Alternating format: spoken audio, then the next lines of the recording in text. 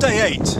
So we started off in our wild camp, a little bit light on water, so we rolled back down the road a K to a little river, filled up our bottles, and then started up a series of switchbacks, the Gata loops, 21 loops in all, about 400 meters height climbed, and very, very hot, very sunny day, even that early in the morning, and I have to say I for one was definitely struggling and beginning to wonder about the rest of the day and whether I'd be seeing the end of it or whether it would be seeing the end of me.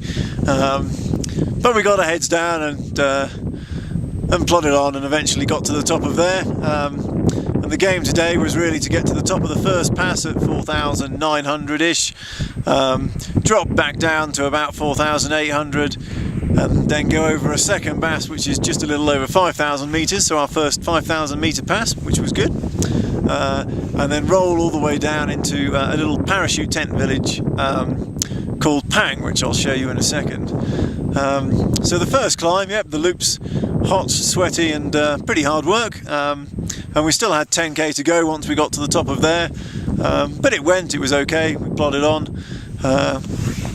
I think everyone was still feeling the effects of the day before, but nothing untoward. And then it was quite nice rolling into the base of the valley, the dip in between the two peaks. We all got there safe and sound. Not a massive amount to eat today, so we'd had the last of our boiled eggs and a few snacks, and I think everyone was dipping into the power bar supply, and there were some discussions about how much a power bar was now worth. I think the price has gone up to about a tenner if anyone's got any spare, so just keep that in mind for the future trips. Oh, and I should say that on the way up there's a few little signs from the Indian government, but some of them hadn't been painted yet, so Andy and Steve took the opportunity to write a few motivational messages for me, which was much appreciated to keep me entertained. So at the base of between the two peaks, we started climbing up to our final pass of the day, which is only 8 kilometres, which doesn't sound very much, but the road surface was pretty poor, and I think everyone felt that it was pretty hard going.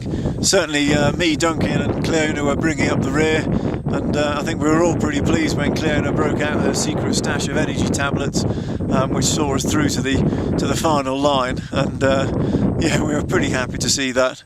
So little bite to eat there.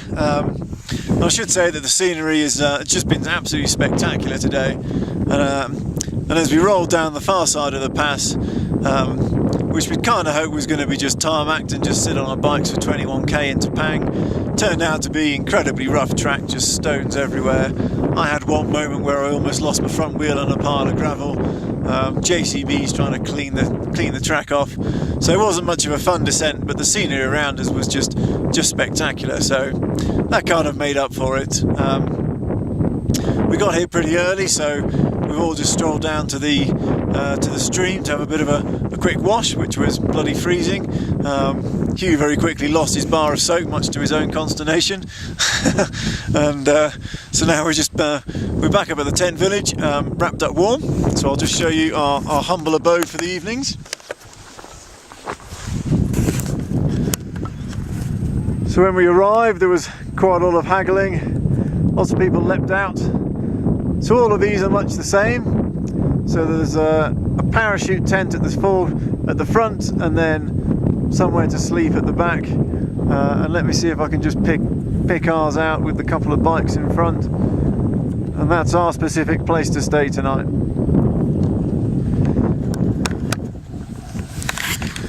So looking on to tomorrow, we've got what we consider to be a rest day, so it's only 42k, pretty flat. I think everyone is looking forward to a little bit of a rest on the legs, so the last 2 days have been 2 pretty large passes, and yeah, and a half day pedalling will be much appreciated. So hopefully I'll be able to report that tomorrow. Cheers.